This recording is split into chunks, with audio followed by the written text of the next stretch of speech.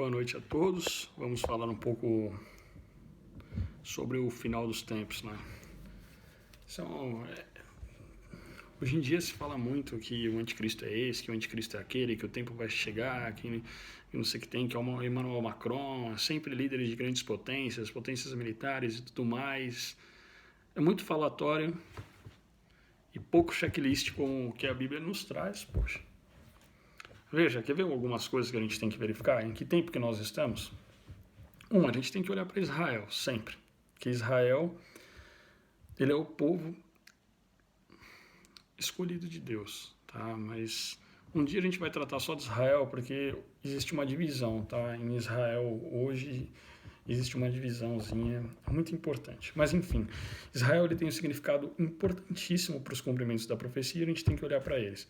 Então, um dos fatos que ocorreu foi o restabelecimento da nação de Israel em 1948, pós-Segunda Guerra Mundial. Não foi à toa que ocorreu aquela perseguição contra os israelenses, tá? O antissemitismo vem justamente por conta do quê? Porque sem filho de Noé, né, dentre os descendentes deles estava Abraão. Então, Abraão, Isaac e Jacó, Jacó é Israel, por isso são semitas. De igual modo, parte dos árabes que descendem de Ismael também são semitas. Então, os ismaelitas são semitas também. Daí o antissemitismo. Tá? Detalhe, Israel é formado só por judeu? Não, o judeu não é quem pratica a religião judaica. Se você estudar mais um pouco sobre isso, você vai ver que judeu é apenas quem faz parte da tribo de Judá. E que, na verdade, Israel é composto por 12 tribos. Tá? Na verdade, 13, porque a tribo de José ela foi dividida entre Efraim e Manassés. Tá? Então, teve duas meias tribos que ficaram poderosas. Então, ao todo, na verdade, dá quase 13 tribos, vamos colocar assim, ou 12 tribos, sendo uma delas dividida ao meio, chamado pela Bíblia de meia tribo. Beleza? Então essa é a primeira explicação. Vamos olhar para Israel. Por que Israel? Porque em Ezequiel, estou lembrado aqui o capítulo agora, faz um tempo que eu li, né, já faz um tempinho, mas está escrito lá que o povo de Israel ele voltaria, né? Que por um momento Deus espalharia eles pelo mundo afora, e depois que eles voltariam, né? E quando Deus escreve isso, que voltaria, ele escreve de uma forma assim, que dá a entender que seria de um grande sofrimento. Tá? E isso se cumpriu. Então esse é um ponto. Primeiro ponto do checklist. Bateu. Segundo ponto. Quando a gente pega lá no livro de Daniel, o anjo que falou com Daniel falou assim: olha, não encerra essas palavras ainda, Daniel. Né? Homem muito amado, espírito excelente. Veja, né? Eu queria puxar um parênteses aí. Só para uma explicação interessante.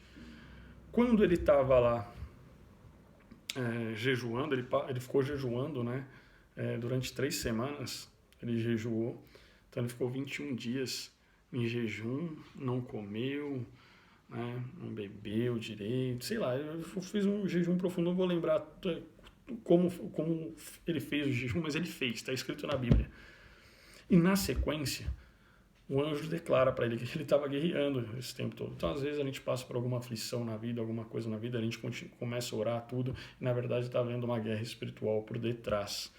Tá? E aí, o que o anjo declara para ele? Fala assim, olha, o rei de Tiro se colocou na minha frente, então o rei de Tiro aí interpreta-se por Satanás. Satanás significa adversário, porque um outro parênteses que eu trago, não está escrito o nome de Satanás na Bíblia, Lúcifer também não é o nome dele. Lúcifer é um adjetivo que significa o portador da luz, e Satanás significa adversário. Tá? E lá ele está descrito como o rei de Tiro. E aí o que ele fala? O que o anjo fala para ele? Ele fala o seguinte: e foi necessário que Miguel, um dos primeiros príncipes, viesse me ajudar. Então foi destacado Miguel o arcanjo significa chefe dos anjos, e ele foi até lá para, né, ajudar o anjo, para o anjo dar a notícia para Daniel. E o anjo trouxe as boas notícias, e as boas notícias eram sobre o futuro. E ele fala da besta, fala do tempo que haverá de perseguição, fala da besta rapidamente, bem rapidamente, né? E fala o seguinte, olha, no final dos tempos a ciência se multiplicará e muitos irão de uma parte a outra. De fato, gente, nunca a ciência foi tão assim, sabe, para todos, como é nos dias de hoje. A quantidade de informação, o nível de informação, a profundidade de informação, a tecnologia está aí e todas as camadas da sociedade têm direito a ter uma informação que outrora só os nobres tinham.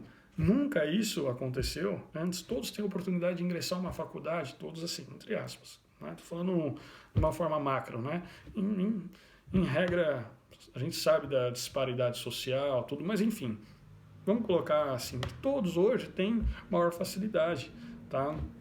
Para essas questões. E outra, quando ele fala, muitos irão de uma parte a outra, nunca antes no mundo as pessoas viajaram tanto para outros países, para outras nações, tiveram contatos com outros países e com outras nações. Isso está se cumprindo? Sim. Então, Israel, conhecimento multiplicar e as pessoas indo de uma parte a outra. Eu me lembro que na década de 90, pouco se ouvia falar de alguém fazendo intercâmbio, pelo menos de classe baixa, classe média baixa, pobre. Hoje você já escuta até pobre fazendo intercâmbio, gente de classe média baixa, né? Enfim, estou falando isso, mas não estou falando com preconceito não, até porque eu moro na periferia, sou pobre, tá? Classe média baixa, sei lá. Enfim, e também nunca fiz intercâmbio, então, mais conheço pessoas que da minha rua que fizeram. Enfim, gente, para vocês verem como que esse checklist ele já bateu. O que mais que já bateu, se a gente perguntar, né?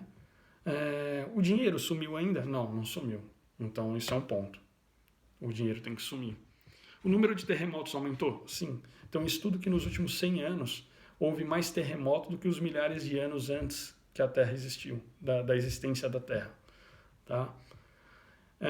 Que mais? Guerras e rumores de guerras? Sim. Primeira e Segunda Guerra Mundial foram as maiores guerras que houve no mundo e mudou a geopolítica, tá? E aí mudou também o conceito de soberania dos países, que hoje ela é relativa. Então a soberania dos países ela não é mais absoluta.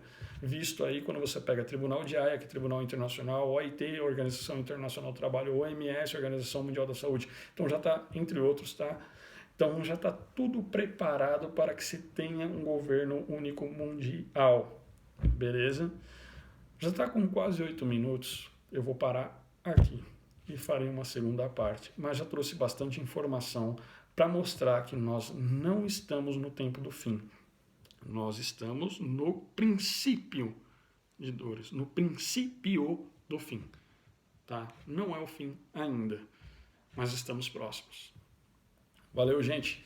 Vamos nos aprofundar aí nas leituras e matar as curiosidades bíblicas e os seus respectivos mistérios. Tamo junto mesmo. Valeu, fiquem com Deus. Tchau.